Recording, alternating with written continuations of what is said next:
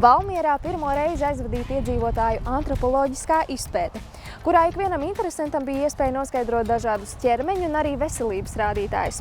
Tad nākamajā sižetā ielūkosimies, kā aizvadīt šī cilvēku pētīšana. Valmieras kultūras centrā pirmo reizi norisinās profesora Jāņa Vētras vadītais Latvijas iedzīvotāju antropoloģiskās izpētes projekts. Šāda veida pētījuma aizsākumi meklējami pirms gandrīz 100 gadiem, kad profesors Jēkabs Prīmanis 20. gadsimta 30. gados devās ekspedīcijās pa Latvijas lauku sētām, veicot iedzīvotāju antropoloģiskos mērījumus. Mēs braucam pa dažādiem Latvijas novadiem un aicinām Latvijas iedzīvotājus piedalīties šajā projektā.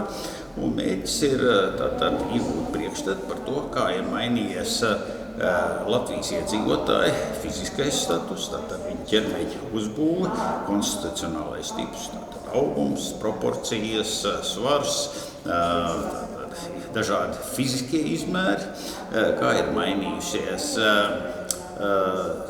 Latvijas iedzīvotāju priekšstati par savu piederību dzimtajam novadam vai novadam, kurā viņi dzīvo, pilsētai. To mēs veicam ar aptaujas anketām.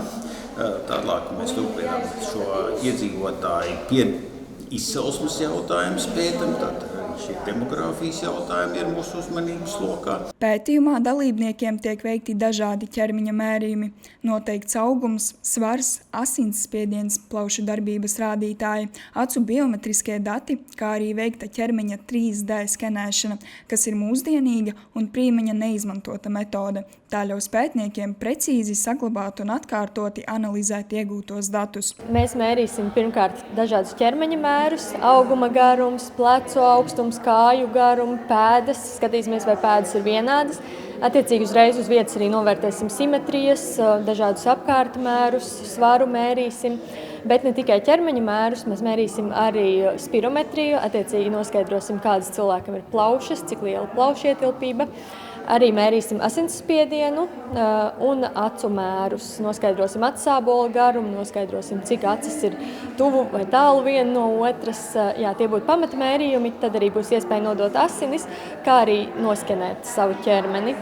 Pētījums Latvijā norisinās jau 3. gadu. Kad pētījums noslēgsies, sekos datu apstrādes un analīzes posms, pēc kura sekos DNS datu izpēte, lai noskaidrotu saistību starp ģenētiku, ķermeņa uzbūvi un veselību. Mērījumi mums parādīs, kāds tad latvietis ir šobrīd, 21. gadsimtā, un mēs varēsim salīdzināt ar vēsturiskajiem datiem un attiecīgi ļoti iespējams arī prognozēt, kādi mēs būsim vēl pēc 100 gadiem.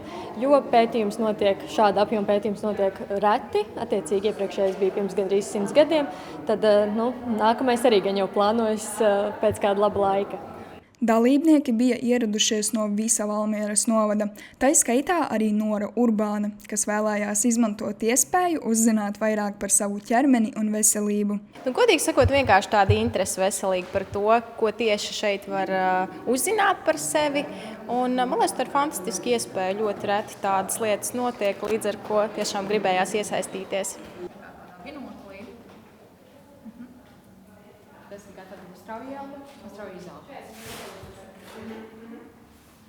Ļoti interesanti uzzināt par sevi. Tas moments, kad mēra pilnīgi visas ķermeņa daļas, tās, kuras tiešām tu nekad neesi domājis par to, vai arī cik ir gara radzene. Vispār nejausmas, cik gara radzene un ko tas nozīmē. Un, esmu pozitīvi pārsteigta par savu sinhrono ķermeni. Lielā mērā, kad diezgan simetrisks. Un, jā, pozitīva pieredze. Mērīšana notiks līdz 9. augustam. Par 2026. gadā veiktajiem mērījumiem sākotnējie rezultāti gaidāmi 2027. gadā, kad pētnieki tos plāno prezentēt arī pētījuma dalībniekiem.